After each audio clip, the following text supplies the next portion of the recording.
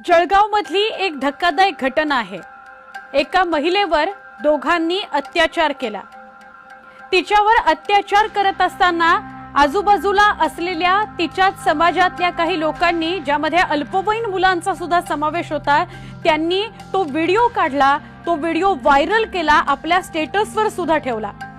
या सगळ्यानंतर या महिलेने पोलीस ठाण्यात धाव घेतली, तक्रार केली आणि आता पोलीस ऍक्शन मोडवर आलेले आहेत। या सगळ्या घटनेने जळगाव मात्र हादरून गेलेला आहे। हा व्हिडिओ शेवटपर्यंत नक्की बघा, नेमकी घटना काय ते या व्हिडिओमधून तुम्हाला कळेल।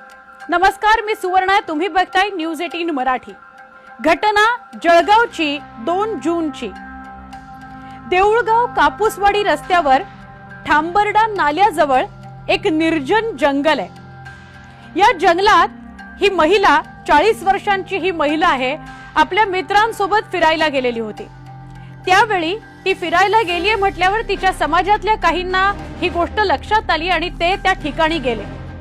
त्या ठिकाणी या मित्रांसमोरच, या मित्रांना दमदाटी करून त्यांनी गप्प केलं आणि या मित्रांसमोरच या 40 वर्षाच्या महिलेवर आळीपाळीनं दोघांनी अत्याचार केले।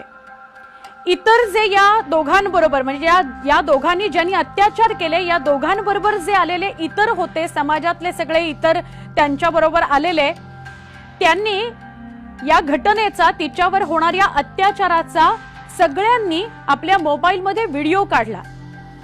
जेव्हा हे नराधम, हे दोघे जण तिच्या शरीराचे, तिच्या आयुष्याचे लचके तोडत होते, तेव्हा बाकीच्यांनी बघ्याची भूमिका घेतली। बाकीच्यांनी व्हिडिओ काढणं पसंत केलं आणि हे व्हिडिओ काढताना त्यातले काही अल्पवयीन सुद्धा होते। या सगळ्यांनी तो व्हिडिओ काढला। फक्त व्हिडिओ काढला नाही, त्यानंतर तो व्हायरल सुद्धा केला, स्वतःच्या स्टेटसवर सुद्धा ठेवला। हे सगळं जेव्हा गावभर पसरलं, सोशल मीडियावरून समोर आलं, तेव्हा फतेपूर पोलिसांनी या सगळ्या प्रकरणाचा मागोवा घेतला। त्या महिलेनं सुद्धा फतेपूर पोलीस ठाणं गाठलं आणि आपल्या बरोबर काय घडलं ते सगळं आपबीती तिनं पोलिसांना सांगितली। अत्यंत धक्कादायक हा प्रकार। पोलिसांनी लगेचच गुन्हा दाखल केला। या प्रकरणामध्ये घाईनं सगळा तपास केला।